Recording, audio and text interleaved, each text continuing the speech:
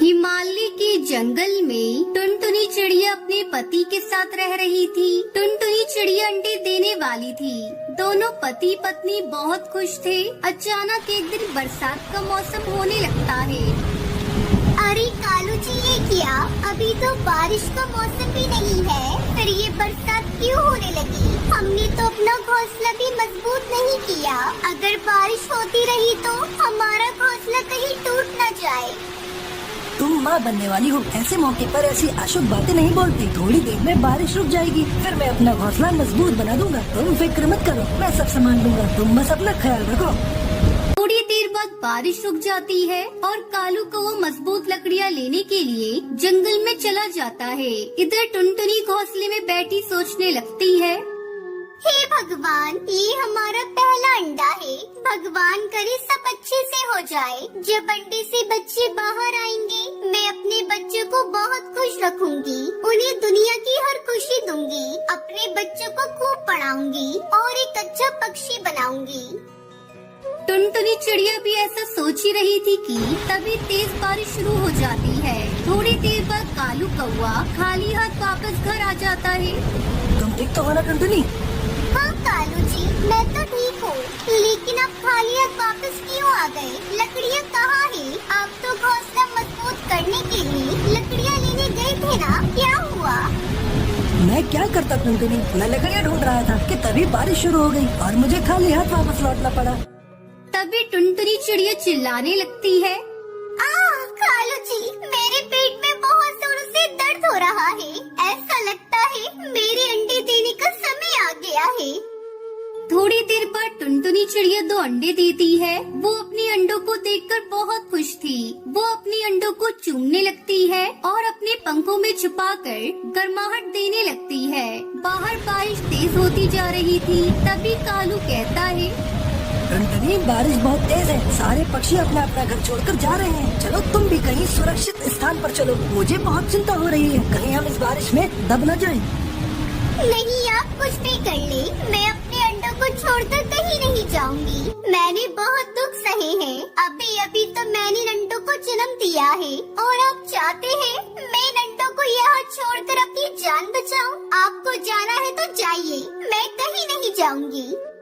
मेरी बात मानो टुनटुनी, अपना घोंसला बहुत कमजोर है, कभी भी टूट सकता है। चलो यहाँ से कहीं और चलते हैं।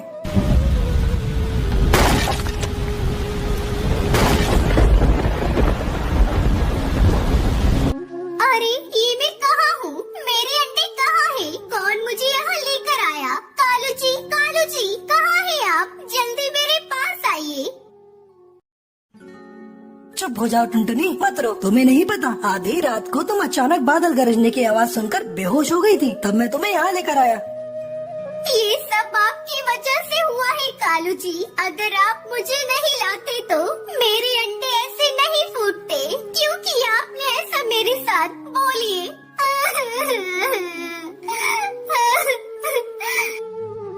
लेकिन टुनटुनी, तुम्हारी जान मेरे लिए बहुत कीमती है। अंडे तो हो जाएंगे, अगर तुम्हें कुछ हो जाता तो मैं तो जीते जी मर जाता। चलो अब बारिश थम चुकी है, मैं जल्दी से अपना नया घर बनाता हूँ। फिर कालू कौवा जंगल से हरे हरे बांस लेकर आता है। तभी कालू को रास्ते में एक छोटी सी चिड़िया रोती हुई दिखाई देती है, जिसका नाम सुनहरी होता है। कालू कौवा सुनहरी के पास जाता है और उससे कहता है, बेटा नन्ही चिड़िया, तुम कहाँ से आई हो और रो क्यों रही हो? तुम्हारा घर कहाँ है?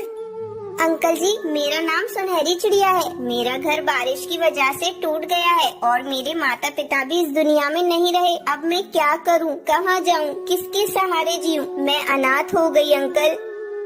कौन कहता है बेटा तू अनाथ हो गई है? तू चल मेरे साथ बेटा मेरे घर, वहाँ तुझे एक अच्छी माँ मिलेगी। तू अब से हमारे साथ रह लेना, मेरी बेटी बनकर। ये सुनकर सुनहरी बहुत खुश होती है और कालू कौवा उसे टुनटुनी के पास ले जाता है और उसे सारी बात बताता है। हे भगवान, तेरे घर देर है पर अंधेर नहीं। तूने मुझसे मेरे बच्चे छीनकर इतनी प्यारी बच्ची दी। आज से सुनहरी बेटा, मैं तुम्हें अपनी बेटी की तरह प्यार दूंगी। तुम्हें कभी एक माँ की कमी महसूस होने नहीं दूंगी।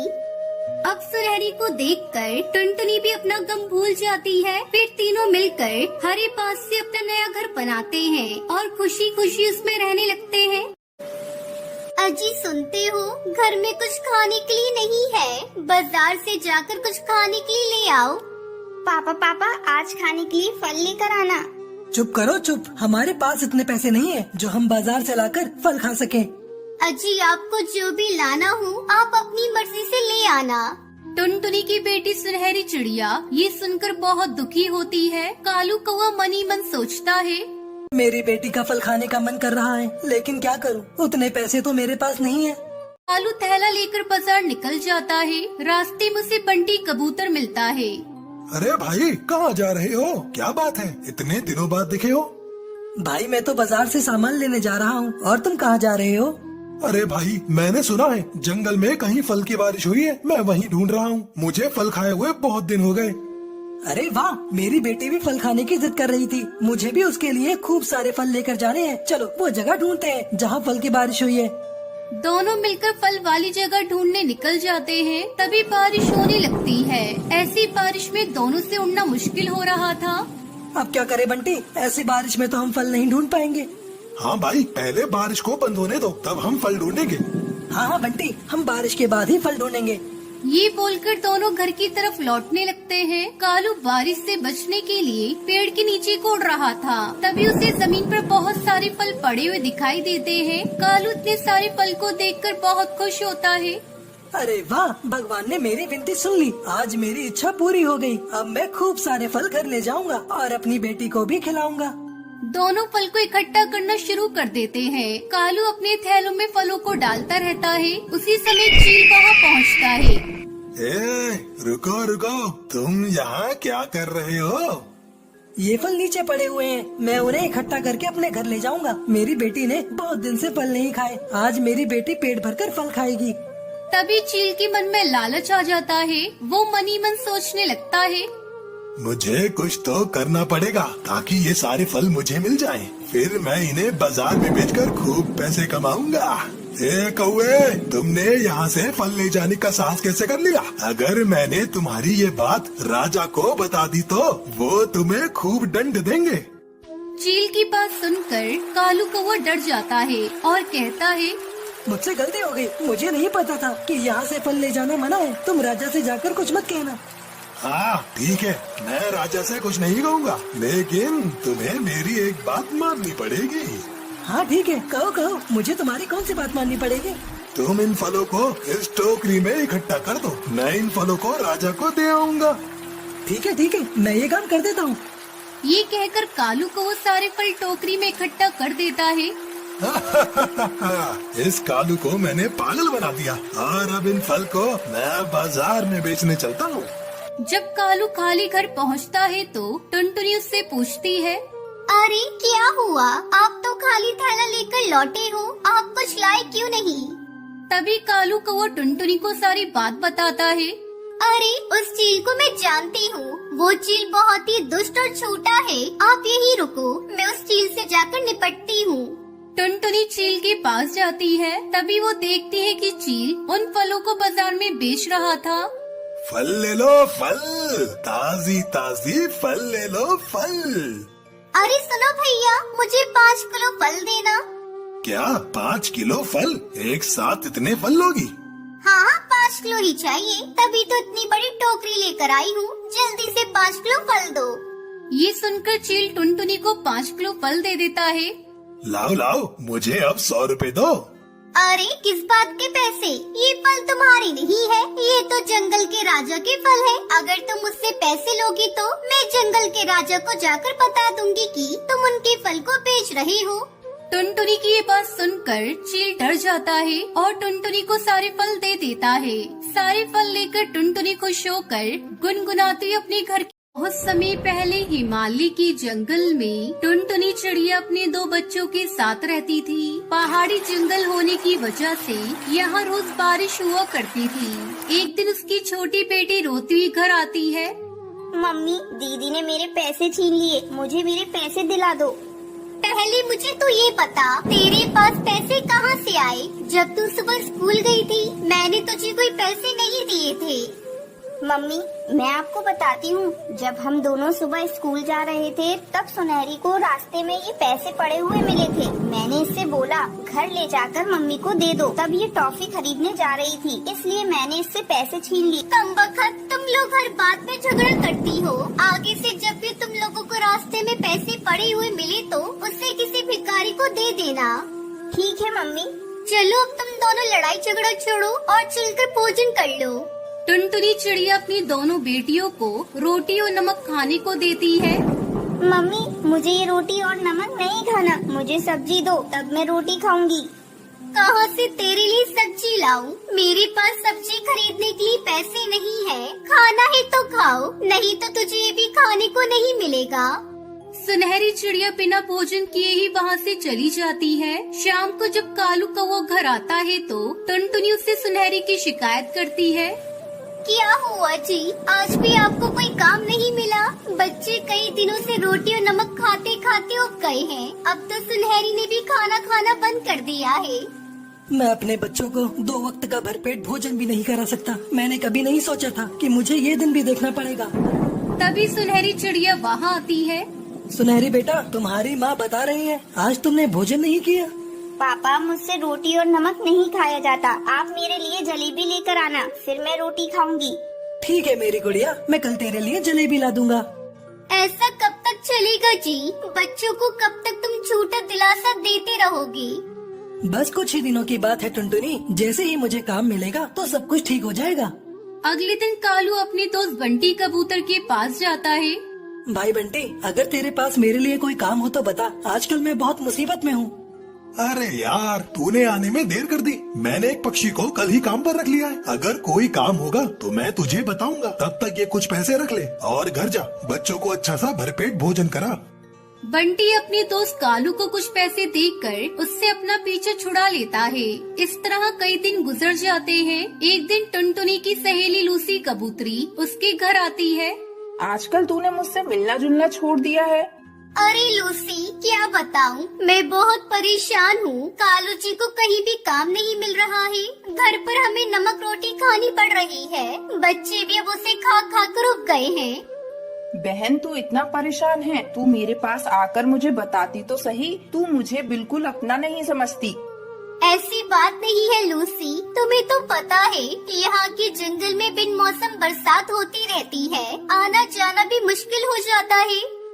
तो फिर ये ले बरसाती अंगूर। मैंने अंगूर की खेती शुरू की है, सोचा इसी बहाने तुझसे मिल भी लूंगी और अंगूर भी दे दूंगी। मैं तो कहती हूँ तू भी अंगूर की खेती करना शुरू कर दे, बहुत प्रॉफिट है इसमें। और तो और इसमें खेत की भी कोई जरूरत नहीं। तुम अपने पेड़ के नीचे खाली पड़ी जमीन में इसके बीज दबा देना और कुछ ही दिनों में इसकी बेल तुम्हारे पेड़ से लिपट जाएगी और तू जी भर कर अंगूर खाना। और बाजार में इसकी बहुत डिमांड है। टुनटुनी अपनी सहेली लूसी की बातों को मानकर अंगूर की खेती करना शुरू करती है। जल्दी उसके अंगूर तैयार हो जाते हैं। फिर टुनटुनी और कालू अंगूर तोड़कर बाजार में अच्छे दाम पर बेच देते हैं। अपनी पहली कमाई को देखकर टुनटुनी की आंखों में आंसू आ जाते हैं। देख रहे हो जी, अंगूर की पहली फसल बेचकर हमें कितनी अच्छी कमाई हुई है। अपने गरीबी के दिन कट गए। हमारे बच्चों को रोटी और नमक खाना नहीं पड़ेगा। भीमनगर के जंगल में टुनटुनी चिड़िया अपनी बेटी सुनहरी चिड़िया और अपने बेटे गोलू चिड़ा के साथ रहती थी। टुनटुनी चिड़िया बहुत ही गरीब थी। बहुत मुश्किल से मेहनत मजदूरी करके वो पैसे कमाती थी और अपने दोनों बच्चों को पालती थी। बारिश का मौसम आने वाला था। जंगल के सभी पक्षी अपने अपने घोंसले की मरम्मत कर रहे थे। मम्मा, देखो ना, जंगल के सभी पक्षी अपने अपने घोंसले की मरम्मत कर रहे हैं। अपना भी तो घोंसला कई जगह से टूट गया है। क्या तुम अपने घोंसले की मरम्मत नहीं करोगी?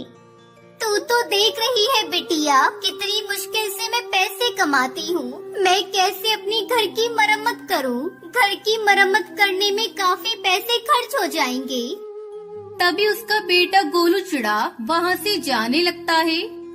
अरे गोलू, तू कहाँ जा रहा है? देख रहा है काले काले बादल आकाश में घिरे हुए हैं। कहीं बारिश होने लगी तो तू रास्ते में ही फंस जाएगा। मम्मा तुम मेरी चिंता मत करो, मुझे कुछ नहीं होगा। मैं जल्दी ही घर चला आऊंगा। अभी मैं अपने दोस्तों के साथ जा रहा हूँ खेलने के लिए। सुबह से घर में बैठा हूँ, बोर हो रहा हूँ। मम्मा मैं तो कहती हूँ तुम बड़ी माँ से कुछ पैसे उधार मांग कर ले आओ, हम लोग उसी से अपने घर की मरम्मत करा लेंगे। तो ठीक कह रही है सुनहरी बेटा, मैं आज तेरी बड़ी माँ के घर जाकर कुछ पैसे उधार मांगूंगी। देखती हूँ अगर मिल जाते हैं तो बहुत अच्छा होगा। अगले दिन टुनटुनी चिड़िया अपनी बड़ी जेठानी के घर जाती है। जेठानी जी मुझे थोड़ा कर्ज चाहिए, क्योंकि मुझे अपना घर ठीक करना है। बारिश शुरू होने वाली है। कई सालों से मैंने अपनी घर की मरम्मत नहीं की है। कई जगह से मेरा घर टूट चुका है। अगर बारिश होने लगी तो पानी टपकने लगेगा। मैं अपने बच्चों के साथ कैसे रहूंगी? तुम्हें पैसे उधार मांगने में शर्म नहीं आती? पैसे क्या मेरे यहाँ पेड़ पर उगते हैं जो तोड़ के दे दूं? अगर तुम्हें पैसे चाहिए तो मेरे घर का काम करना होगा, तभी मैं तुम्हें कुछ पैसे उधार दूंगी, वरना तुम यहाँ से जा सकती हो। टुनटुनी चिड़िया अपनी जेठानी को कोई जवाब नहीं देती और वापस अपने घर लौट आती है। घर लौटकर वो सुनहरी को सारी बात बताती है। टुनटुनी चिड़िया अपनी बेटी से बात कर ही रही थी कि तभी जोर जोर से बारिश शुरू हो जाती है और उनके घर में पानी टपकने लगता है। ये देखकर सुनहरी चिड़िया टुनटुनी चिड़िया से कहती है, मम्मा आप परेशान मत हो, मैं जंगल से कुछ लकड़ियाँ लेकर आती हूँ। इतना कहकर सुनहरी चिड़िया जंगल की तरफ निकल जाती है। रास्ते में बहुत तेज बारिश हो रही थी। सुनहरी चिड़िया लकड़ियाँ ढूंढने के लिए पूरे जंगल में घूमती है, लेकिन उसे घर पक्का करने के लिए कुछ नहीं मिलता। थक हार कर वो एक पेड़ की डाल पर बैठ जाती है। तभी वहाँ बंटी कबूतर आता है। सुनहरी को परेशान देखकर वो उससे पूछता है, बेटा तुम यहाँ ऐसे उदास क्यों बैठी हो? अंकल जी हमारा घर टूट गया है और बारिश की वजह से उसमें पानी आने लगा है। अब मैं क्या करूं? मेरी माँ भी बहुत परेशान है। बेटा मैं पास के ही जंगल में रहता हूँ और तरबूज बेचकर अपने घर का गुजारा करता हूँ। मेरे पास तरबूज के बहुत सारे छिलके हैं। उसके छिलके बहुत मजबूत हैं। तुम चाहो तो उससे अपना घर बना सकते हो। ये सुनकर सुनहरी चिड़िया बहुत खुश होती है और बंटी कबूतर से तरबूज लेकर अपनी माँ के पास जाती है। माँ ये देखो मैं क्या लेकर आई हूँ। हम अब तरबूज का घर बनाएंगे और उसमें आराम से रहेंगे।